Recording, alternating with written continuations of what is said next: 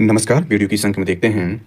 यह सीरीज़ है जिसमें हम देख रहे हैं दिसंबर 2023 से नवंबर 2024 तक उत्तर प्रदेश लोक सेवा आयोग यानी यूपीपीएससी द्वारा आयोजित यूपीपीएससी द्वारा आयोजित जितनी भी परीक्षाएं दिसंबर 2023 से नवंबर 2024 के बीच में आयोजित की गई हैं, सभी परीक्षाओं का जो प्रश्न दिए गए हैं उसके हल सहित विस्तृत व्याख्या को हम समझ रहे हैं इस अंक में। और इस तरह की श्रृंखला शुरू की गई। इसमें 5 श्रृंखलाएं अपलोड की जा चुकी हैं, लेक्चर 5 तक अपलोड किया जा चुका है और आज हम देखेंगे लेक्चर 6 के अंतर्गत इसको देखते हैं।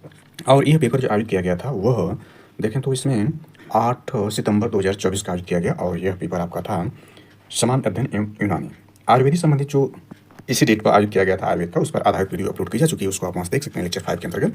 आज हम देखेंगे सामान्य अध्ययन यूनानी के अंतर्गत जो सामान्य अध्ययन है यानी जीएस है, इसके बारे में देखेंगे, यूनानी के बारे में देखेंगे। यानी जीएस जो 1 से 30 प्रश्न है इसके हल सहित विस्तृत व्याख्या को समझने का प्रयास करेंगे। और यह अंक जो होगा वो आगामी 22 दिसंबर 2024 को प्रस्तावित अपर पीटी एग्जाम 2024 यानी यूपीपीएससी द्वारा आयोजित अपर पीटी एग्जाम 2024 के लिए अति महत्वपूर्ण होगा। साथ ही अन्य राज्यों के SPSC, UP triple SC, RO यानी यूपीपीएससी द्वारा आयोजित आरओ एग्जाम के लिए भी और संघ लोक सेवा आयोग और एसएससी के लिए भी अंक महत्वपूर्ण हो सकता है। लेकिन ज़्यादा महत्वपूर्ण देखें तो 22 दिसंबर 2024 को आयोजित अपर पीटी एग्जाम 2024 के लिए वेरी इंपॉर्टेंट है। चलिए शुरू करते हैं। इसमें यह बाईलिंगुअल रूप में है, यानी इसमें इंग्लिश और हिंदी दोनों रूप में प्रिंटेड है। इस रूप में आप देख सकते हैं। यानी यहाँ पर हिंदी में इसका जो है व्याख्या करेंगे और आंसर देंगे, हालांकि यहाँ दोनों है, आप दोनों रूप में इसको देखते चलें। तो पहला देखें, स्माइल योजना आजीविका और उद्यम के लिए सीमांत व्यक्तियों सहयोग की दृष्टि से प्रारंभ की गई थी। इसका सही आंसर यही है, फरवरी 2022 में। इसको याद रखेंगे। स्माइल स्कीम ऑफ सपोर्ट, यानी इसमें देखें, पुनः देखिए, smile scheme of support for marginalised people for livelihood and enterprises was launch on two February 2022 यानी फरवरी 2022 में लॉन्च किया। जिसके विशेष व्याख्या को समझ लेते हैं। चलिए इसमें देखते हैं। तो यह इसमें देखें तो भारत के 75वें स्वतंत्रता दिवस समारोह के साथ तालमेल बिठाते हुए स्माइल 75 पहल की शुरुआत की गई, जिसका उद्देश्य स्माइल योजना के लाभों का विस्तार करना। सामाजिक न्याय और अधिकारिता मंत्रालय ने यानी इसमें देखें 12 फरवरी 2022 को स्माइल आजीविका और उद्यम के लिए हाशिए पर पड़े व्यक्तियों की सहायता के लिए योजना शुरू की गई। इसमें देखें ट्रांसजेंडर व्यक्तियों, भिखारियों सहित हाशिए पड़े व्यक्तियों को गंभीर सामाजिक आर्थिक चुनौतियों का सामना करना पड़ता है, जैसे कि आवश्यक वस्तुओं, स्वास्थ्य सेवाओं और आजीविका के अवसर तक पहुंच की कमी। यानी इसमें सारी जानकारी है। और इसमें देखें तो यह आपका है स्माइल योजना एक बहुआयामी पहल, जिसके लिए 2021-22 से 2025-26 तक यानी 5 वर्षों तक कुल 365 करोड़ रुपए का आवंटन किया गया। पीआईबी 2022 की न्यूज। इसमें 2 केंद्रीय क्षेत्र की उप योजनाएं शामिल हैं जो ट्रांसजेंडर व्यक्तियों और भीख मांगने में लगे व्यक्तियों के व्यापक पुनर्वास पर ध्यान केंद्रित करेगी। इसको और थोड़ा देख लेते हैं। तो ट्रांसजेंडर व्यक्तियों के कल्याण के लिए व्यापक पुनर्वास के लिए केंद्रीय क्षेत्र की योजना पीएम दक्ष योजना, ध्यान रखना, पीएम दक्ष योजना ट्रांसजेंडर व्यक्तियों के कल्याण संबंधित है। के माध्यम से कक्षा 9 से स्नातकोत्तर कौशल विकास के अवसरों पर छात्रों के लिए छात्रवृत्ति माध्यम से सहायता प्रदान करती है। और प्रधानमंत्री जन कल्याण आरोग्य योजना पीएमजेएवाई पीआईबी 2022 के न्यूज में तहत लिंग पुनर्पुष्टि सर्जरी के लिए वित्तीय सहायता प्रदान करती है। इसके अतिरिक्त गरिमा गृह, ये भी वेरी इंपॉर्टेंट है, यानी आश्रय गृह ट्रांसजेंडर व्यक्ति को आवास, चिकित्सा, देखभाल और कौशल विकास प्रदान करते हैं, जिसमें उनके विकास और सशक्तिकरण के लिए सुरक्षित स्थान बनते हैं। इसमें कुछ और देखना चाहें तो ये देख सकते हैं, ये जानकारी ग्रुप में महत्वपूर्ण है। इसको एक और सोर्स से देखने का प्रयास करते हैं। देखें, हाल ही में सामाजिक न्याय और अधिकारिता मंत्रालय पूछेगा तो ध्यान रखना है कौन लॉन्च किया इसको। द्वारा लोकसभा में एक प्रश्न का लिखित उत्तर देते हुए सूचित किया कि मंत्रालय स्माइल आजीविका और उद्यम के लिए सीमांत व्यक्तियों हेतु समर्थन support for marginalised individual for livelihood enterprise smile नामक योजना तैयार की है। इसमें केंद्रीय क्षेत्र के भिखारियों के व्यापक पुनर्वास के लिए योजना नामक एक उप योजना शामिल है। वर्तमान में यह पायलट प्रोजेक्ट 7 शहरों, जिसमें देखें दिल्ली, बंगलौर, हैदराबाद, इंदौर, लखनऊ, नागपुर और पटना में चल रहा है। स्माइल योजना पर लेकिन भिखारियों और ट्रांसजेंडरों के लिए मौजूदा योजनाओं के विलय के बाद एक नई योजना है। यह योजना राज्य, संघ, राज्य क्षेत्र सरकारों, शहरी स्थानीय निकायों के पास उपलब्ध मौजूदा आश्रय गृहों के उपयोग के लिए भिक्षावृत्ति में लगे व्यक्तियों के पुनर्वास से सुनिश्चित करती है। और इसमें कुछ मुख्य बिंदु को देख लें तो आपका यह है, इस योजना के केंद्र में बड़े पैमाने पर पुनर्वास, चिकित्सा सुविधाओं का प्रावधान, परामर्श, बुनियादी दस्तावेज, शिक्षा, कौशल आदि है। अनुमान है कि इस योजना के तहत 60,000 सबसे गरीब व्यक्तियों को गरिमापूर्ण जीवन जीने के लिए लाभान्वित किया जाएगा। ये इसमें देख सकते हैं। इसको इसमें डाटा हुआ देखा जा सकता है कि वर्ष 2011 जनगणना 2011 के हिसाब से भारत में भिखारियों की संख्या क्या है और इसमें पुरुष और महिलाएं क्या है, सारी जानकारी इसमें दी गई है। पश्चिम बंगाल इस सूची में सबसे ऊपर है। इसके बाद क्रमशः दूसरे और तीसरे नंबर पर देखें तो उत्तर प्रदेश दूसरे स्थान, बिहार तीसरे स्थान भिखारियों के मामले जनगणना 2011 के हिसाब से। सारी जानकारी इसमें दी गई है, देख सकते हैं। ये सारी जानकारी इसमें पीआईबी से स्रोत से यह कलेक्ट की गई है, इसको देखा जा सकता है। चलिए अगले प्रश्न में चलते हैं। अगला प्रश्न इसमें दूसरा देखते हैं, महत्वपूर्ण प्रश्न है। तो इसमें देखें, दूसरा धन विधेयक के संबंध में कौन सा एक कथन सही नहीं है, ध्यान देना। इसमें पूछ रहा है कौन सही नहीं है। इसे केवल राष्ट्रपति की अनुशंसा पर ही प्रस्तुत किया जा सकता है, सही है। धन विधेयक केंद्र में केवल लोकसभा में प्रस्तुत किया जा सकता है। इसमें देखें तो दूसरा यानी बी भी सही है, यानी धन विधेयक केंद्र में केवल लोकसभा में प्रस्तुत किया जा सकता है, भी सही है। यानी इसमें ध्यान देना कि धन विधेयक केवल लोकसभा में केवल राष्ट्रपति की सिफारिश से ही प्रस्तुत किया जा सकता है। इसके बाद राष्ट्रपति को धन विधेयक को सदन में पुनर्विचार हेतु लौटाने का अधिकार है। अपने आप ही गलत हो जा रहा है, इसलिए शेष अपने आप सही हो जाएंगे। संसद के द्वितीय सदन को 14 दिन के भीतर अपनी अनुशंसा देनी होती है, यानी सही 3 इसमें सही है, यानी गलत हो गया तो अपने आप 3 सही हो जाएंगे। तो यह जानकारी ग्रुप में महत्वपूर्ण है कि ए, बी और डी इसमें सही है। और राष्ट्रपति को धन विधेयक को सदन पुनर्विचार लौटाने का अधिकार नहीं होता है। व्याख्या को इस प्रकार समझ सकते हैं कि भारत के राष्ट्रपति के पास 3 जो वीटो पावर होता है, राष्ट्रपति के पास, भारत के राष्ट्रपति के पास जो वीटो पावर होता है, जो देखें तो संविधान के अनुच्छेद 111 के अंतर्गत ये आता है। तो संविधान यानी भारत के राष्ट्रपति के पास 3 वीटो पावर कौन है? एक होता है आंतरिक वीटो होता है, जो अपने पास सुरक्षित रखता है इसको, यानी कोई विधेयक होता है उसको अपने पास सुरक्षित रख सकता है, ये आंतरिक वीटो होता है, आंतरिक वीटो होता है। इसके बाद निलंबनकारी वीटो होता है, ये संसद के पुनर्विचार हेतु लौटाता है राष्ट्रपति। तो धन विधेयक के बारे में इस वीटो का प्रयोग नहीं कर सकता है, यानी निलंबनकारी जो वीटो होता है उसका प्रयोग राष्ट्रपति नहीं कर सकता धन विधेयक कोई है तो। इसके बाद पॉकेट वीटो होता है, अनिश्चित काल के लिए लंबित कर लेता है किसी विधेयक को। इसमें ध्यान देना है कि धन विधेयक के संबंध में जो राष्ट्रपति की जो शक्तियां हैं उसमें देखें तो स्वीकृति दे सकता है, राष्ट्रपति स्वीकृति दे सकता है, अस्वीकार कर सकता है परंतु वापस नहीं कर सकता है, लौटाने का अधिकार नहीं लेकिन अस्वीकार कर सकता है। वैसे ही राज्य विधायक के पास भी यही शक्ति है, स्वीकृति दे सकता है, अस्वीकार कर सकता है परंतु वापस नहीं कर सकता है। ऐसी स्थिति में राज्य विधेयक जो होता है उसके बारे में भी चर्चा कर लें, यानी जो गवर्नर होते हैं, राज्यपाल होते हैं, उसके बारे में देखें। तो कोई विधेयक राज्य विधायक द्वारा पारित कर राज्यपाल के विचारार्थ उसकी स्वीकृति के लिए लाया जाता है तो अनुच्छेद 200, याद रखना, अनुच्छेद 200 के अंतर्गत उसके पास 4 विकल्प होते हैं। या तो वो विधेयक पर अपनी स्वीकृति दे, जैसा कि राष्ट्रपति कर सकता है, वो विधेयक पर अपनी स्वीकृति सुरक्षित रख सकता है, जैसा कि राष्ट्रपति कर सकते हैं, वो विधेयक यदि धन विधेयक न हो तो राज्य विधायक का पुनर्विचार तो लौटा सकता है, ऐसा राष्ट्रपति भी कर सकते हैं। वो विधेयक को राष्ट्रपति के विचाराधीन आरक्षित कर सकता है, यानी राज्यपाल जो है वो राष्ट्रपति के विचाराधीन आरक्षित कर सकता है। और राष्ट्रपति जो है इस तरह के जो विधेयक को राज्यपाल ने सुरक्षित किया राष्ट्रपति के पास, वो अनुच्छेद 201 के तहत उस पर भी वही प्रक्रिया अपना सकते हैं। लेकिन धन विधेयक के संदर्भ में यह प्रक्रिया जो है राष्ट्रपति के पास भी नहीं है कि वो विधेयक को लौटा दें, यानी राज्यपाल को निर्देश दे सकते हैं कि विधेयक धन विधेयक नहीं है तो राज्य विधायिका के पास पुनर्विचार लौटा दें, लेकिन लौटाने की शक्ति न तो राज्यपाल के पास है और न ही राष्ट्रपति के पास है धन विधेयक को। तो इस प्रकार से ये जो है सी जो हुआ इसमें गलत हुआ और इससे जो है सही है इसमें। चलिए तीसरे प्रश्न को देखते हैं। तीसरा प्रश्न है राष्ट्रीय विज्ञान दिवस 2024 का विषय क्या है? What is the theme of national science day 2024? इसका जो आंसर है सही है वो बी है, यानी विकसित भारत के लिए स्वदेशी तकनीकी, यानी इंडिजीनियस टेक्नोलॉजी फॉर विकसित भारत, यानी ये इसका सही रहा। राष्ट्रीय विज्ञान दिवस 2024 का थीम वेरी वेरी इंपॉर्टेंट है। चलिए इसको देख लेते हैं, इसके थीम को देख लेते हैं, अपडेट कर देते हैं। यहाँ पर देखें तो 28 फरवरी 2024 को देखें, 28 फरवरी 2024 को राष्ट्रीय विज्ञान दिवस मनाया जाता है। उसका थीम देखें तो विकसित भारत के लिए भारतीय स्वदेशी प्रौद्योगिकी जो इसकी थीम है। अन्य को भी देख सकते हैं इसमें, यानी सारे ही दिवस को देखें तो 8 मार्च 2024 का अंतर्राष्ट्रीय महिला दिवस, एम्ब्रेस इक्वलिटी है। इसके बाद 21 मार्च 2024 को विश्व वानिकी दिवस है, वन और नवाचार बेहतर दुनिया के लिए समाधान है। 22 मार्च विश्व जल दिवस है, शांति के लिए जल का लाभ उठाना है। और 24 मार्च 2024 को देखें तो विश्व क्षय यानी टीबी दिवस है, हम टीबी का अंत कर सकते हैं, यानी जो है इसके थीम रहे। इसके बाद 5 अप्रैल देखें तो राष्ट्रीय समुद्र दिवस है, इसके थीम को देख सकते हैं। और भी इसमें देख सकते हैं तो यह महत्वपूर्ण है। 2 फरवरी 2024 को विश्व आर्द्रभूमि दिवस है, यानी वेटलैंड दिवस है, आर्द्रभूमि और मानव कल्याण इस पर है। 25 जनवरी को राष्ट्रीय मतदाता दिवस है, nothing like voting I vote for sure. इसके बाद देखें तो 25 जनवरी को राष्ट्रीय पर्यटन दिवस भी है। ये सारी जानकारी इसमें 10 जनवरी को विश्व हिंदी दिवस है, 12 जनवरी को राष्ट्रीय युवा दिवस है, यानी सारे दिवस इसमें महत्वपूर्ण देख सकते हैं। और इसमें देख लें 2023 तक का भी, जो कि दिसंबर का महीना चल रहा है, तो देखें आपका 1 दिसंबर को विश्व योग दिवस 2023 का, यह 24 का हो चुका है, यानी 24 आज देखें तो आज जो आपका 15 दिसंबर है। और 2 दिसंबर को विश्व कंप्यूटर साक्षरता दिवस, 5 दिसंबर को विश्व मृदा दिवस, 24 दिसंबर को राष्ट्रीय उपभोक्ता अधिकार दिवस और 23 दिसंबर को राष्ट्रीय किसान दिवस होता है। ये सब जानकारी इसमें नहीं है, छोड़ दिया गया है, तो इसको देख सकते हैं आप, यानी ये सब सारे दिवस रहे, यानी यहाँ पर भी देखा जा सकता है कि सब जो दिवस है जो महीनों में पूछे गए हैं, वेरी वेरी इंपॉर्टेंट है दिवस और उसके जो है थीम, यानी थीम दी गई है। चलिए चौथे प्रश्न में चलते हैं। चौथा प्रश्न इसमें यह है कि who among the following was the author आज तोहफा ए अकबर शाही का लेखक पूछ रहा है, कौन है? तो इसका डी है, अब्बास खां शरवानी जो है इसके लेखक हैं। ये अकबर के आदेश पर लिखे थे, यानी मुगल कानी लेखक हैं। अब्बास खां शरवानी एक मुगल कानी लेखक हैं और अकबर के आदेश पर इन्होंने तोहफा ए अकबर शाही लिखा था। 5वें प्रश्न में चलते हैं। तो 5वां प्रश्न आपका इस प्रकार से 16वीं वित्त आयोग के संदर्भ में निम्नलिखित कथनों पर विचार कीजिए। इसके अध्यक्ष यानी अरविंद पनगड़िया इसके अध्यक्ष नियुक्त की गए, ये सही है, यानी योजना आयोग के जो पूर्व उपाध्यक्ष अरविंद पनगड़िया जी थे, इनको जो 16वें वित्त आयोग का अध्यक्ष नियुक्त किया, ये सही है। यह आयोग 2025 से 2030 तक की अनुशंसा करेगा, यह गलत है। यानी यह जो शुरू करेगा, यानी यह 1 अप्रैल 2026 से लेकर के यह, यानी इसकी अवधि 2026 से 2031 तक इसकी अवधि है। यानी आयोग अनुशंसा करेगा 2026 से 2031 तक के लिए अनुशंसा करेगा। दूसरा इसमें गलत हुआ, यानी पहला सही, बी केवल इसमें सही है। इसमें ध्यान दें कि इस जो 16वें वित्त आयोग का गठन कब किया गया था, तो 31 दिसंबर यानी 31/12/2023 को इसका गठन किया गया था। यानी इसका गठन राष्ट्रपति, भारत के राष्ट्रपति करते हैं। अनुच्छेद 280 के तहत जो था इसका गठन किया जाता है, तो इसके अध्यक्ष बनाए गए। और यह सिफारिश, यानी जो अपनी रिपोर्ट देगी, यानी सिफारिश जो देगी आयोग, जो 16वां वित्त आयोग जो सिफारिश देगा, वो 31 अक्टूबर 2025 तक इसको जो अपनी सिफारिश पेश करनी है राष्ट्रपति के समक्ष। तो इस प्रकार से देखें तो यह जो आपका रहा बी, यानी केवल एक से, दूसरा इसका गलत है, यानी 26 से 31 के लिए अनुशंसा करेगा। अगला प्रश्न देखते हैं। इसमें 6 नंबर प्रश्न है। यह करा एपीडा के संदर्भ में निम्नलिखित कथनों पर विचार कीजिए। एपीडा का पूरा नाम कृषि और प्रसंस्करण खाद्य उत्पाद निर्यात विकास प्राधिकरण, ये सही है। दूसरा, एपीडा का मुख्यालय मुंबई दिया है, जबकि इसका मुख्यालय नई दिल्ली, यानी भारत की राजधानी नई दिल्ली में। इस प्रकार देखें दूसरा गलत हो जाता है, यानी पहला सही, यानी बी भी इसका आंसर सही है। एपीडा के बारे में ये देखें कि एपीडा है क्या। इसकी स्थापना एपीडा की दिसंबर 1985 में इसकी स्थापना जो की गई थी एपीडा का, और यह है agriculture processed food product export development, यानी जो यह है, यानी यह यहाँ लिखा एग्रीकल्चर, यानी एपीडा है agriculture and processed food products export development authority जो है ये एपीडा है, और दिसंबर 1985 में इसकी स्थापना नई दिल्ली में की गई। इसका मुख्यालय नई दिल्ली में। इस प्रकार से इसका आंसर यानी बी जो है सही, यानी केवल एक इसमें सही होता है। इसके बाद 7 नंबर प्रश्न देखें। अरिथमेटिक संबंधित प्रश्न है कि दो संख्याओं का योग 16 है और उनके अंतर का 8 गुणा उनके योग के बराबर इन संख्याओं का गुणनफल है।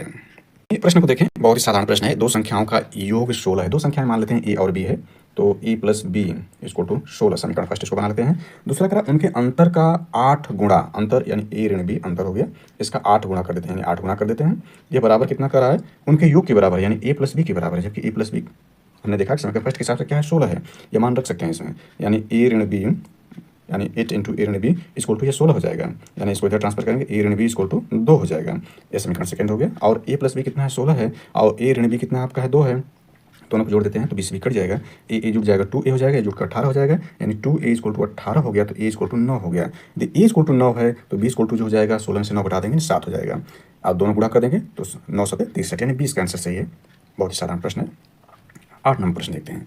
8वां है भारत के प्रमुख 4 नगरों जिसमें दिल्ली, मुंबई, चेन्नई और कोलकाता को सड़क मार्ग से जोड़ने वाले कार्यक्रम को किस नाम से जाना जाता है। इसका सही आंसर है सी है। सी मतलब स्वर्णिम चतुर्भुज योजना के नाम से जाना जाता है, यानी गोल्डन क्वाड्रिलेटरल के नाम से जानते हैं इसको। इसकी व्याख्या समझ लेते हैं। इसको देखते हैं तो यहाँ देख सकते हैं इसमें कि यह है स्वर्णिम चतुर्भुज योजना। यह 4 या 6 लेन, 4 से 6 लेन वाले राजमार्गों का एक नेटवर्क है जो भारत के शीर्ष 4 शीर्ष महानगरीय शहरों अर्थात दिल्ली, मुंबई, चेन्नई और कोलकाता को जोड़ता है, जिससे एक चतुर्भुज बनता है। यह परियोजना राष्ट्रीय राजमार्ग विकास परियोजना NHDP के हिस्से के रूप में 2001 से शुरू की गई थी। यह भारत की सबसे बड़ी राजमार्ग परियोजना है। यानी इसमें देखिए स्वर्णिम चतुर्भुज की 4 भुजाएं हैं। यानी स्वर्णिम चतुर्भुज की 4 भुजाएं कौन सी हैं, तो दिल्ली से कोलकाता देखें तो इसकी डिस्टेंस 1453 किलोमीटर है, और चेन्नई से मुंबई देखें तो 1290 किलोमीटर है, कोलकाता से चेन्नई देखें तो 1684 किलोमीटर है, और मुंबई से दिल्ली देखें तो 1419 किलोमीटर, यानी सर्वाधिक लंबा इसमें जो है कोलकाता से चेन्नई तक है। इस अनुबंध यानी नए अनुबंध मॉडल और परिसंपत्ति मुद्रीकरण, इंजीनियरिंग, खरीद और निर्माण, EPC और निर्माण संचालन हस्तांतरण, BOT जैसी प्रारंभिक निविदा विधियों के अलावा कई नए अनुबंध मॉडल उभरे हैं। जानकारी इसी प्रश्न में भारतमाला परियोजना से भी था, तो इसको भी देख सकते हैं। भारतमाला परियोजना सड़क परिवहन और राजमार्ग मंत्रालय के अंतर्गत शुरू किया गया एक व्यापक कार्यक्रम है। भारतमाला के पहले चरण की घोषणा 2017 में की गई थी और इसे 2022 तक पूरा किया जाना था, लेकिन धीमी कार्यान्वयन और वित्तीय बाधाओं के कारण इसे पूरा नहीं किया जा सका। कनेक्टिविटी और लॉजिस्टिक दक्षता बढ़ाने के लिए भारतमाला, सागरमाला, शुष्क भूमि, बंदरगाह और अन्य बुनियादी ढांचा परियोजनाओं को PM गति शक्ति योजना के तहत शामिल किया गया है। जहां भारतमाला परियोजना का उद्देश्य सड़क, ध्यान रखना, जहां भारतमाला परियोजना का उद्देश्य सड़क संपर्क में सुधार लाना है, माल और यात्री आवागमन को बढ़ाना, वहीं सागरमाला परियोजना का ध्यान बंदरगाहों के आधुनिकीकरण और व्यापार एवं समुद्री गतिविधियों को बढ़ावा देने के लिए तटीय शिपिंग को बढ़ावा देने पर जोर है। इसके बाद ये सभी विशेषताएं इसमें, और हमने देखा इसका उद्देश्य यानी भारतमाला के उद्देश्य में भी है स्वर्णिम चतुर्भुज यानी GQ, और उत्तर दक्षिण तथा पूर्व पश्चिम जो गलियारा है यानी NSEW गलियारों के साथ साथ लगभग 26,000 किलोमीटर की आर्थिक गलियारे विकसित करना, ताकि अधिकांश माल यातायात को सड़कों के माध्यम से चलाया जा सके। ठीक, सब जानकारी इसमें एक्स्ट्रा नोट के लिए जानकारी और ऐड कर सकते हैं इसमें। देखें तो यह जो है यानी स्वर्णिम जो चतुर्भुज उसके 4 भाग हैं। पहले भाग में देखें तो हमने दिल्ली से कोलकाता को जोड़ा जिसकी लंबाई देखा, दूसरे भाग में कोलकाता से चेन्नई इसकी लंबाई हमने देख लिया, तीसरे भाग में चेन्नई से मुंबई के बीच है, और चौथा भाग मुंबई से दिल्ली के बीच है। देखें स्वर्णिम चतुर्भुज राजमार्गों के अंदर आने वाले प्रमुख राज्यों को देखें तो स्वर्णिम चतुर्भुज राजमार्ग देश के लगभग 13 राज्यों, ध्यान देना, इसमें 13 राज्यों से होकर गुजरता है। यह राष्ट्रीय राजमार्ग दिल्ली यानी राज्यों में देखें तो राष्ट्रीय राजमार्ग दिल्ली, हरियाणा, बिहार, झारखंड, महाराष्ट्र, पश्चिम बंगाल, तमिलनाडु, उत्तर प्रदेश, राजस्थान, गुजरात, कर्नाटक, उड़ीसा और आंध्र प्रदेश राज्यों से होकर जाता है। कुछ और ऐड कर लें तो देखें इस परियोजना की शुरुआत साल 1999 में तत्कालीन प्रधानमंत्री अटल बिहारी वाजपेयी ने की थी। यह भारत की सबसे बड़ी राज्य परियोजना है यानी राजमार्ग परियोजना, उस दुनिया में 5वीं सबसे लंबी है। इसकी लंबाई 5846 किलोमीटर। इस परियोजना के बारे में कुछ खास तथ्य के बारे में देख सकते हैं, यहाँ पर सारी जानकारी इसमें दी गई है। इसमें स्वर्णिम चतुर्भुज उत्तर दक्षिण गलियारे की लंबाई 4000 किलोमीटर है। यह श्रीनगर को कन्याकुमारी कोची से जोड़ता है। स्वर्णिम चतुर्भुज के पूर्व पश्चिम गलियारे की लंबाई देखें 3300 किलोमीटर है। प्रश्न इसमें 9वें नंबर को देखते हैं तो 9वां प्रश्न यह है, the number of amino acid residues present in insulin यानी इंसुलिन में उपस्थित एमिनो एसिड अवशेषों की संख्या कितनी थी। इसका सही आंसर बी है, यानी 51, यानी 51 जो होते हैं इंसुलिन में 51 जो है एमिनो एसिड होते हैं। हालांकि अन्य जानवरों के लिए अलग अलग होते हैं, लेकिन मनुष्य के लिए 51 जो होते हैं आपका इंसुलिन में एमिनो एसिड पाए जाते हैं। इसके बाद 10वें नंबर प्रश्न देखें तो निम्नलिखित में कौन सा एक में सही सुमेलित नहीं, ध्यान रखना नहीं पूछ रहा है। तो इसमें पहले नहीं वाले को देख लेते हैं कौन सा है। तो सी, जिसमें कलिंग देखें तो ये पाटलिपुत्र दोनों डिफरेंट हैं। कलिंग जैसा देखें कि उड़ीसा में स्थित है, पाटलिपुत्र देखें तो ये आपका मगध या बिहार में स्थित है, इसलिए दोनों पहले से डिफरेंट हैं। इसमें 3 सही, यानी दक्षिणापथ की राजधानी स्वर्णगिरी थी, उत्तरापथ की राजधानी तहसीला थी और अवंती राष्ट्र की राजधानी उज्जैनी थी। इसमें देखिए कलिंग जो है, कलिंग जो पूर्वी है, कलिंग जो कि है इसकी राजधानी तोसली थी। अब पाटलिपुत्र देखें तो ये मगध की राजधानी जो थी वो पाटलिपुत्र जो वर्तमान में पटना है। नेक्स्ट 11वां प्रश्न था, ये भी अरिथमेटिक संबंधी है। करा 3-3 वर्ष के अंतराल पर जन्मे 5 बच्चों की आयु का 25 वर्ष से सबसे छोटे बच्चे की आयु क्या है। यह भी प्रश्न बहुत ही साधारण है। इसमें देखें 3-3 वर्ष के अंतराल पर जन्मे 5 बच्चे मान लेते हैं। इसमें से जो है सबसे छोटे बच्चे की आयु मान लेते हैं x है, तो उससे आगे वाले की जो होगी, चूंकि 3-3 वर्ष के अंतराल है तो x+3 हो जाएगा, उससे आगे वाले की x+6 हो जाएगा, उससे आगे वाले की x+9 हो जाएगा और उससे आगे वाले के 3 इसमें कर देंगे तो x+12 हो जाएगा और सारे का योग कितना कर रहा है 50 वर्ष। इसको जोड़ देते हैं तो x इसमें कितने हैं 5 है, 5a प्लस 36 9 9 9 18 12 30 a बराबर कितना है 50 के, यानी इसमें 5a बराबर हो जाएगा 50 में 30 घटा देंगे 20, यानी e बराबर 4 हो जाएगा। यानी सॉरी जो x है x बराबर 4 हो जाएगा, यानी सबसे छोटे बच्चे की आयु पूछ रहा है 4 हो जाएगा। यानी जो आयु होगी 4 होगी, 7 होगी, 10 होगी और इसके बाद 13 होगी और 16 होगी। सबसे बड़े बच्चे की आयु जो हो जाएगी वो 16 हो जाएगी। तो इस प्रकार से यह सबसे छोटे बच्चे को 4 वर्ष का आंसर। बहुत साधारण 12वां देखते हैं। ये बहुत साधारण प्रश्न है। राष्ट्रीय पर्यावरण अभियांत्रिकी अनुसंधान संस्थान कहाँ पर है, यानी इसको नीरी बोलते हैं, NEERI नीरी। ये देखें तो इसका जो है संस्थान कहाँ पर स्थित है, नागपुर में स्थित है। यानी वेरी इंपॉर्टेंट, कई बार इस पर आधारित प्रश्न वीडियो अपलोड किए जा चुके हैं पर्यावरण पारिस्थितिकी के संबंध, तो आज इसको डिटेल में आप देख सकते हैं। इसको डिटेल हम नहीं कर रहे हैं, तो यह ध्यान रखना है कि नीरी जो है वो कहाँ लोकेटेड है या स्थित है, तो नागपुर में है। चलिए अगला प्रश्न देखते हैं। 13 नंबर, नीचे 2 कथन दिए गए, इसमें से कथन यानी अब कथन और कारण देख लेते हैं। भारत में प्राकृतिक रबड़ के उत्पादन में केरल राज्य का एकाधिकार है। केरल नहीं, केरल का एक केवल अधिकार नहीं है, बल्कि इसमें तमिलनाडु भी शामिल है। तमिलनाडु को भी ऐड कर देता तो एक अधिकार हो जाता है। 80% ज़्यादा केरल और तमिलनाडु पैदा करते हैं, इसलिए गलत हो जाएगा। रबड़ के पौधों के लिए गर्म और नम जलवायु उत्तम होती है, यानी आर इसमें सही है, यानी आर सही है, ई गलत है, यानी सी इसका जो है सही होगा। चलिए रबर के बारे में देख सकते हैं। रबर बोर्ड के बारे में यहाँ थोड़ा देख लेते हैं।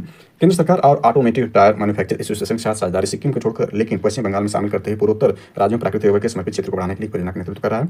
रबर की प्राथमिक उपभोक्ता टायर निर्माताओं 2021 में शुरू होने वाली 5 वर्षीय योजना के लिए 1000 करोड़ रुपये प्रत्यक्ष है। इसका कोई मतलब नहीं है। भारत में रबर का वर्तमान परिदृश्य एक ऐसा, इसको देख सकते हैं। प्राकृतिक रबर एक बहुमुखी और आवश्यक कच्चा माल है जो कुछ पौधों की प्रजातियों, मुख्य रूप से रबर के पेड़ जिसे वैज्ञानिक रूप से हेविया ब्रासिलिएंस के नाम से जाना जाता है, कि लेक्टेस या दूधिया रस से प्राप्त होता है। यानी याद रखना है, इतना महत्वपूर्ण इसमें। इस लेक्टेस में कार्बनिक यौगिकों का एक जटिल मिश्रण है जिसका प्राथमिक घटक पॉली आइसोप्रीन नामक बहुलक होता है। ये भी इंपॉर्टेंट याद रखना है इसको। इसके बाद स्थितियों को देखें जो कि उसमें था कि 2000 से 4500 मिलीमीटर वार्षिक वर्षा वाली उष्णकटिबंधीय जलवायु के लिए उपयुक्त होता है। इसके लिए गहरी और लैटराइट उपजाऊ मिट्टी की आवश्यकता है जिसका अम्लीय पीएच होना है 7 से कम है, 4.5 से 6 हो, जिसमें फास्फोरस की अत्यधिक कमी हो। न्यूनतम अधिकतम तापमान जो 25 से 34 डिग्री सेल्सियस के बीच होना चाहिए था। 80% सापेक्ष था। खेती के लिए आदर्श है। तेज हवा वाले क्षेत्रों से बचना चाहिए। अब इसके रबर उत्पादन को मुख्य रूप से देख लेते हैं कि भारत वर्तमान में प्राकृतिक रबर का विश्व में 5वां सबसे बड़ा उत्पादक है, जबकि वैश्विक स्तर पर समय का दूसरा सबसे उपभोक्ता भी बना हुआ है। भारत के कुल प्राकृतिक रबर खपत का 40% वर्तमान में आयात के माध्यम से पूरा किया जाता है। वर्तमान में भारत में लगभग देखें तो 8.5 लाख हेक्टेयर क्षेत्र में रबर खेती होती है, जिसमें प्रमुख रबर उत्पादक राज्यों में देखें तो केरल, तमिलनाडु, त्रिपुरा और असम है। रबर खेत सबसे बड़ा हिस्सा 5 लाख हेक्टेयर दक्षिण राज्यों जिसमें से केरला, तमिलनाडु से कन्याकुमारी तक फैले हैं, यानी 5 लाख हेक्टेयर जो है इन दोनों राज्यों में फैले और 80% ज़्यादा इन प्रोडक्ट्स करते हैं। एक आकार के रूप में इसने पूछ दिया था, तो इस प्रकार से देखें तो इसका आकार केरला में नहीं है बल्कि तमिलनाडु, और इसमें देखें तो मुख्य रूप से इन राज्यों में जो है भारत में रबर का उत्पादन होता है। प्रश्न देखते हैं, बहुत ही साधारण, इस पर व्याख्या नहीं करते हैं। किन राज्यों में 1959 में सर्वप्रथम पंचायती राज को क्रियान्वित किया गया था। राजस्थान के नागौर जिला और कर्नाटक ने शुरू किया गया था। इसको याद रखना है कि राजस्थान और आंध्र प्रदेश, कर्नाटक नहीं है। राजस्थान और आंध्र प्रदेश में जो 1959 में सर्वप्रथम पंचायती राज को क्रियान्वित किया गया था। इसको देख सकते हैं, थोड़ा सा इसमें ऐड कर लेते हैं। तो पंचायती राज के अंतर्गत देखें तो पंचायती राज का शुभारंभ स्वतंत्र भारत में 2 अक्टूबर 1959 है, लेकिन ये गांधी जयंती पर यानी 2 अक्टूबर 1959 ईस्वी को भारत के प्रथम प्रधानमंत्री जवाहरलाल नेहरू के द्वारा राजस्थान राज्य के नागौर जिला में शुरू हुआ। इसके बाद देखें यानी 2 अक्टूबर को 9 दिन बाद यानी 11 अक्टूबर 1959 को यानी जवाहरलाल नेहरू ने आंध्र प्रदेश राज्य में पंचायती राज का प्रारंभ किया था। यानी आंध्र प्रदेश में और राजस्थान पहले शुरू किया गया 1959 में। और इसमें याद रखें कि पंचायती राज यानी भारत में पंचायती राज के शिल्पकार जो माने जाते हैं वो बलवंत मेहता माने जाते हैं, यानी BR मेहता जो समिति बनाई गई थी, BR मेहता समिति 1957 में बनाई गई थी, तो यही भारत में पंचायती राज के शिल्पकार माने जाते हैं। वैसे अन्य समितियां भी शामिल थी जिसमें अशोक मेहता समिति 1977 की थी, PBK राय समिति 1985 की, LM सिंघवी समिति 1986 की, 64वां संविधान संशोधन 1989, इसके बाद 73वां संविधान संशोधन 1993 और 74वां संविधान संशोधन भी 1993 शामिल है। अगला प्रश्न 15 नंबर है। डॉक्टर भीमराव अंबेडकर अंतर्राष्ट्रीय खेल स्टेडियम उत्तर प्रदेश किस जिले में स्थित है? तो यह अयोध्या में, यानी पूर्व यह फैजाबाद था, इसको अयोध्या कर दिया गया। यह रामलला की नगरी जो है अयोध्या है। तो यहाँ पर ध्यान रखें, यूपी स्पेशल की महत्वपूर्ण है कि doctor Bhimrao Ambedkar international sports stadium is situated in which of the following district of Uttar Pradesh? तो यह अयोध्या में स्थित है।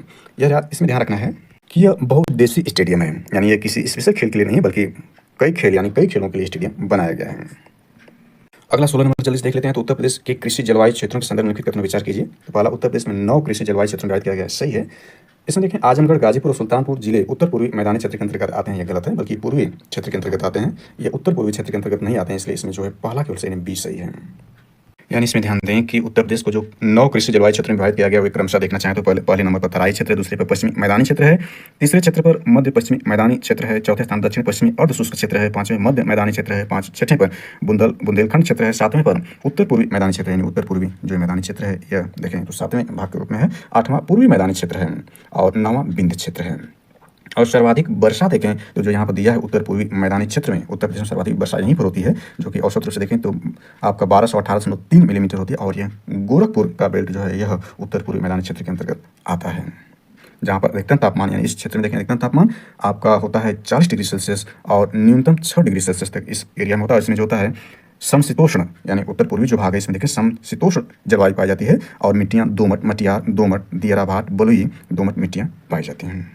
और इसमें देखें कुछ ऐड करें तो उत्तर प्रदेश में औसत जोत का आकार देखें तो 0.76 हेक्टेयर है और प्रदेश को 9 कृषि जलवायु प्रदेशों में बांटा गया। यहाँ हमने देख लिया इसको विस्तार के लिए। अगला प्रश्न भी बहुत साधारण है, इसको देख लेते हैं। यहाँ पर दर्शन और उसके संस्थापक हैं।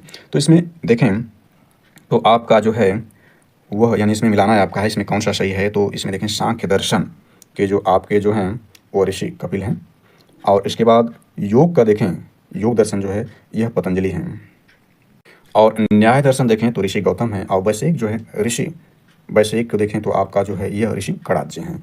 इस प्रकार से देखें तो यह 1, 2, यानी ए का देखें यहाँ तो ए का 2, यानी यह आपका यही रहा, ए का 2 हो जाएगा, बी का 1 हो जाएगा, सी का 4 हो जाएगा, डी का 3 है, यानी एक इसमें सही है। इसके बाद 18 नंबर प्रश्न देखते हैं। तो उच्च बुखार में तापमान को कम करने के लिए उपयोग किए जाने वाले पदार्थों को कहा जाता है? तो एंटीपायरेटिक्स कहा जाता है, एंटीपायरेटिक्स जो कहा जाता है यही इसका सही है। चलिए अगला प्रश्न देखते हैं, और यह इसमें है 19 नंबर। तो इसमें अभिकथन और कारण दिया है, भारतीय राजनीतिक व्यवस्था में प्रधानमंत्री अत्यंत शक्तिशाली है। सही है, भारतीय राजनीतिक व्यवस्था में प्रधानमंत्री अत्यंत शक्तिशाली है। भारत में संसदीय शासन प्रणाली, ये भी सही है, लेकिन यह व्याख्या नहीं कर रहा है, यह व्याख्या नहीं है, यानी ए सही है, ए था आर दोनों सही, लेकिन एक ही जो आर एक ही व्याख्या नहीं करता, इसको समझ लेते हैं। इसमें ध्यान दें कि संविधान द्वारा प्रदत्त सरकार की संसदीय व्यवस्था यानी संसदीय व्यवस्था में राष्ट्रपति केवल नाम मात्र का कार्यकारी प्रमुख होता है तथा वास्तविक कार्यकारी शक्तियां प्रधानमंत्री में निहित होती हैं। दूसरे शब्दों में देखें तो राष्ट्रपति राज्य का प्रमुख होता है, राष्ट्रपति जो होता है राज्य का प्रमुख होता है, जबकि प्रधानमंत्री सरकार का प्रमुख होता है, यानी सरकार का प्रमुख होने के नाते जो है प्रधानमंत्री के पास अत्यधिक शक्तियां हैं। भारत में संसदीय प्रणाली, लेकिन संसदीय प्रणाली की वजह से यह अत्यधिक शक्तिशाली होने का रीजन नहीं इसमें है। देखें कि जो शासन की प्रणालियां होती है 2 होती हैं, जैसे अमेरिका में राष्ट्रपति प्रणाली है, उसकी विशेषताएं देख सकते हैं। राष्ट्रपति प्रणाली की विशेषताएं, कार्यपाल का राष्ट्रपति विधायक के कार्यों पर वीटो लगा सकती है, राष्ट्रपति कार्यकाल निश्चित होता है, उन्हें विधानमंडल में अविश्वास प्रस्ताव द्वारा हटाया नहीं जा सकता। तो ये सारी विशेषताएं राष्ट्रपति प्रणाली के गुण हैं, यानी ये सारे गुण हैं। संसदीय प्रणाली जैसे कि भारत में इसको हम देखना चाहें तो संसदीय प्रणाली की विशेषताओं के अंतर्गत विधायक और कार्यपालिका के बीच घनिष्ठ संबंध होता है। कार्यपालिका विधायक के प्रति उत्तरदायी होती है, दोहरी कार्यपालिका होती है, कार्यपालिका की गोपनीयता होती है, प्रधानमंत्री का नेतृत्व इसमें होता है, द्विसदनीय विधायिका होती है, कोई निश्चित कार्यकाल नहीं होता है। तो इस चार्ट के माध्यम से देख लेते हैं। तो इसमें देखें संसदीय और अध्यक्षीय यानी राष्ट्रपति प्रणाली में अंतर क्या है मुख्य रूप से? तो कार्यकारिणी के आधार पर इसमें संसदीय दोहरी होती है, इसमें अकेला होता है। जवाबदेही, यानी ध्यान देना संसदीय में जवाबदेही कार्यपालिका विधायिका के प्रति जवाबदेही होती है, इसमें कार्यपालिका विधायक के प्रति जवाबदेही नहीं होती है। देशी प्रणाली, राष्ट्रपति प्रणाली। मंत्रियों देखें तो केवल सांसदों में से चुने जाते हैं, इसमें मंत्री बनाए जाते हैं। और यहाँ पर देखें देशी प्रणाली विधायिका के बाहर के लोगों को भी नियुक्त किया जा सकता है। इसमें निचले सदन का विघटन होता है, इसमें देखिए प्रधानमंत्री कार्यकाल समाप्त होने से पहले मंत्रिमंडल को भंग कर सकता है, राष्ट्रपति भंग नहीं कर सकता है। कार्यकाल इसका पक्का नहीं होता है, लेकिन राष्ट्रपति में उसका तय कार्यकाल। जैसे अमेरिका में देखें प्रत्येक 4 साल पर चुनाव कराए जाते हैं, वहाँ पर जो होता है भंग होने की कोई व्यवस्था नहीं, जबकि प्रधानमंत्री तो जो कार्यकाल होता है वहाँ पर जो होती है ऐसी व्यवस्था होती है, कार्यकाल पक्का नहीं होता है। और कार्यपालिका जो है वो देखें विधायिका के प्रति जवाबदेही होती है।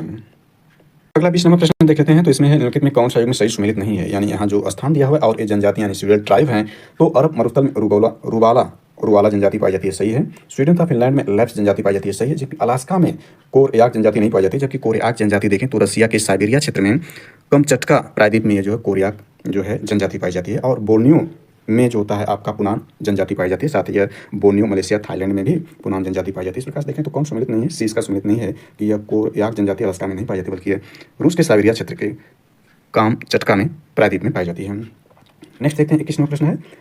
तो 21 नंबर प्रश्न ये करा कि इनमें कौन सा संस्थान ऐसा सुमेलित नहीं है? इसमें सुमेलित नहीं है या आपका बी सुमेलित नहीं, यानी 3 इसमें सही है। केंद्रीय कपास अनुसंधान संस्थान नागपुर में सही है। केंद्रीय शुष्क बागवानी संस्थान है जयपुर में नहीं, बल्कि यह राजस्थान के बीकानेर में है, यहाँ बीकानेर करना होगा। केंद्रीय कृषि वानिकी अनुसंधान देखें तो झांसी में सही है, यानी उत्तर प्रदेश के झांसी में है। केंद्रीय रोपण फसल अनुसंधान देखें तो कासरगोड में, ये सही है। अगला इसमें देख लेते हैं तो यह है, यानी भारत की जनजातियां हैं और राज्य है, तो कौन सा इसमें सुमेलित सही नहीं है, यहाँ पर नहीं पूछ रहा, तो इसमें सी सुमेलित नहीं है, यानी कुकी जनजाति मणिपुर में है। असम में लुसाई जनजाति पाई जाती है। डफलास अरुणाचल प्रदेश में पाई जाती है, जबकि चकमा जो होती है त्रिपुरा में नहीं पाई जाती। त्रिपुरा की जनजाति में देखें तो रियांग त्रिपुरी जनजाति जो होती है त्रिपुरा में पाई जाती हैं। अगला प्रश्न देख लेते हैं, विस्तार नहीं करें इन सभी प्रश्नों को, तो अगला देखें बाइलिंगुअल रूप में देख सकते हैं यहाँ पर। चिप्स को ऑक्सीकृत होने से रोकने के लिए निम्नलिखित में से कौन से गैस का उपयोग किया जाता है, तो देखें वायुमंडल में सर्वाधिक जो मात्रा पाई जाती है गैस 78% के आसपास पाई जाती है, वो नाइट्रोजन है। तो यही जो है चिप्स को ऑक्सीकृत होने से रोकने के लिए इस गैस का उपयोग किया जाता है, नाइट्रोजन का उपयोग किया जाता है। अगला देखें 24 नंबर प्रश्न है, यहाँ देख सकते हैं निम्नलिखित में कौन सा एक सही सुमेलित नहीं है। तो इसमें स्पष्ट देखा जा सकता है कि अनुच्छेद जो 282 है ये नहीं है, क्योंकि अनुच्छेद 280 के अंतर्गत से सही है। लोक सेवा आयोग अनुच्छेद 315 है, भारत का सर्वोच्च न्यायालय अनुच्छेद 224 है, भारत का निर्वाचन आयोग 324 है, लेकिन वित्त आयोग 280 के अंतर्गत है, जबकि इसमें 282 दिया है। इसमें ध्यान दें कि 281 के अंतर्गत वह आपका वित्त होता है, 282 के अंतर्गत संघ या राज्य द्वारा अपने राजस्व के लिए किए जाने वाले व्यय का ब्यौरा इसमें 282 में था, जबकि 280 में है वित्त आयोग होता है। अभी हमने देखा किसी 280 के तहत जो 16वें वित्त आयोग का गठन राष्ट्रपति द्वारा किया गया था, उसके बारे में डिटेल चर्चा ऊपर कर चुके हैं। अगला देखें तो 25 नंबर प्रश्न है आपका, यह अरिथमेटिक संबंधी है। अगला प्रश्न बहुत साधारण है, दो समरूप त्रिभुजों के बारे में कर रहा है, तो समरूप त्रिभुज की विशेषता के अंतर्गत इसको ऐड कर सकते हैं कि एक त्रिभुज का परिमाप यानी 30 बटे उसकी भुजा दिया है 12 बराबर दूसरे त्रिभुज का परिमाप बटे उसकी भुजा जो हमें ज्ञात करना है, मान लेते हैं x है, तो x निकालना तो x इक्वल हो जाएगा, इसको काट देते हैं तो 12 इसको गुणा कर देंगे, क्रॉस मल्टीप्लिकेशन 12 × 240 बटे 30, इसको काट देंगे तो 8 बार में कट जाएगा, यानी इसकी 8 सेंटीमीटर भुजा दूसरे की हो जाएगी, संगत भुजा। इसके बाद देखते हैं 26 नंबर प्रश्न है, सरिस्का वन्यजीव अभ्यारण्य एवं राष्ट्रीय उद्यान कहाँ पर स्थित है। यह देखें तो राजस्थान के अलवर जिले में, यानी सरिस्का वन्यजीव अभ्यारण्य जो है ये देखें एवं राष्ट्रीय उद्यान, यानी सरिस्का वन्यजीव अभ्यारण्य राष्ट्रीय उद्यान कहाँ पर स्थित है, तो यह राजस्थान के अलवर जिले में स्थित है। अगला देख लेते हैं, यानी 27 नंबर देखें तो कनाडा के फ्रेजर नदी के संदर्भ में विचार कीजिए। तो कह रहा है कनाडा के पूर्वी भाग में फ्रेजर नदी प्रभावित होती है और यह कह रहा लगभग 1360 किलोमीटर लंबे मार्ग से होकर फ्रेजर नदी प्रशांत महासागर में गिरती है। ये याद रखना है कि इसमें से एक ही स्टेटमेंट सही होगा, यदि प्रशांत महासागर में होकर गिरेगी तो ये पूर्वी भाग में प्रभावित नहीं हो पाएगी, तब यह जो अटलांटिक महासागर में प्रभावित होकर गिरेगी। तो इसमें जो सही है दो सही है, यानी ये पूर्वी भाग में न होकर पश्चिम भाग में प्रभावित होती है, ये गलत हो जाएगा, तो यानी 2 सही 2 का मतलब इसमें स्टेटमेंट सही है। इसके बाद देख लेते हैं 28 नंबर प्रश्न, विद्युत ऊर्जा की वाणिज्यिक इकाई है, तो इसका आंसर सी यानी किलोवाट घंटा है, जबकि किलोवाट वाट जो है ये शक्ति का मात्रक है और इसमें घंटा जोड़ दिया गया है, इसलिए ऊर्जा की इकाई होगी। जूल भी देखें तो कार्य ऊर्जा की इकाई होती है और किलोवाट घंटा जा रहा है। जैसा कि हम जानते हैं कि किलोवाट घंटा को यदि कहें यानी 1 किलोवाट घंटा के रूप में कहें तो इसका सूत्र बनता है आपका भी यानी वोल्ट इंटू धारा गुणे आवर यानी h बटे 1000 होता है, और यहीं बराबर 1 यूनिट हो जाएगा, यानी इसको कहेंगे वाट गुणे घंटा बटे 1000, ये 1 किलोवाट घंटा बराबर 1 यूनिट के बराबर होता है। देखा कि वाट और किलोवाट जो आपका है ये विद्युत शक्ति की मात्रक है, जबकि जूल देखें तो उष्मा या कार्य की या ऊर्जा का मात्रक जूल है, और किलोवाट घंटा जो है विद्युत ऊर्जा का मात्रक है, यानी वाणिज्यिक इकाई है, the commercial unit of electrical energy. 29 number देख लेते हैं। 29 नंबर देखें, ये भी वेरी वेरी इंपॉर्टेंट है, यानी इसमें खिलाड़ी देखें लक्ष्य सेन, यह देखें बैडमिंटन के खिलाड़ी ये सही है, यानी इसमें जो ये सही है आपके, यानी इसमें देखें लक्ष्य सेन, अभी देखा हमने कि इन्होंने बहुत अच्छा प्रदर्शन किया था पेरिस ओलंपिक जो हुआ था आयोजन पेरिस में, तो उसमें लक्ष्य सेन बहुत अच्छे प्रदर्शन किए थे, हालांकि पदक नहीं जीत पाए लेकिन चौथे स्थान पर रहे थे, तो ये बहुत अच्छे खिलाड़ी हैं बैडमिंटन के, लक्ष्य सेन को हमने देखा। इसके बाद मुरलीधर श्रीशंकर ये लंबी कूद के खिलाड़ी हैं, और भवनेश मेंदिरत्ता शूटिंग के खिलाड़ी हैं, जबकि बलराज पवार मुक्केबाजी में नहीं है बल्कि नौकायन, इन्होंने भी पेरिस ओलंपिक 2024 पार्टिसिपेट किया था। बलराज पवार नौकायन में पार्टिसिपेट किया था, इन्होंने क्वालिफाई किया था, तो नौकायन संबंधित न कि मुक्केबाजी संबंधित है, तो डी इसमें असत्य नहीं पूछ रहा था कौन सही नहीं है, तो बलराज पवार इसमें गलत है, सिस इसमें सही है। आखिरी प्रश्न को देख लेते हैं। आखिरी प्रश्न इसमें देख सकते हैं, इसमें देखें तो आपका यह है कि उनके में कौन सा एक सही सुमेलित नहीं है, तो 1857 का विद्रोह प्रारंभ होने की तिथि। इसमें देखें तो बैरकपुर यानी 29 मार्च 1857 को यहीं पर मंगल पांडे ने विद्रोह किया था, जिसके दौरान उन्होंने फांसी दी। इसके बाद दूसरे स्थान पर मेरठ में जो उत्तर प्रदेश में 10 मई 1857 की क्रांति शुरू होती है, और लखनऊ में 4 जून 1857 की क्रांति शुरू होती है, जबकि झांसी का 10 मार्च 1857 दे दिया है, यानी ये मेरठ से ही पहले झांसी को इसमें इंडिकेट कर दिया, इसलिए यहीं गलत हो जा रहा है, यानी यह जो है जून, यानी देखें तो आपका जो है जून 1857 में झांसी में क्रांति शुरू होती है, और 3 अप्रैल 1858 को इसको दबा दिया जाता है, और जो ब्रिटिश नायक था जो दबाने वाला वह यूरोज था झांसी में। तो इस प्रकार से महत्वपूर्ण 30 करंट अफेयर है। Thanks for watching this.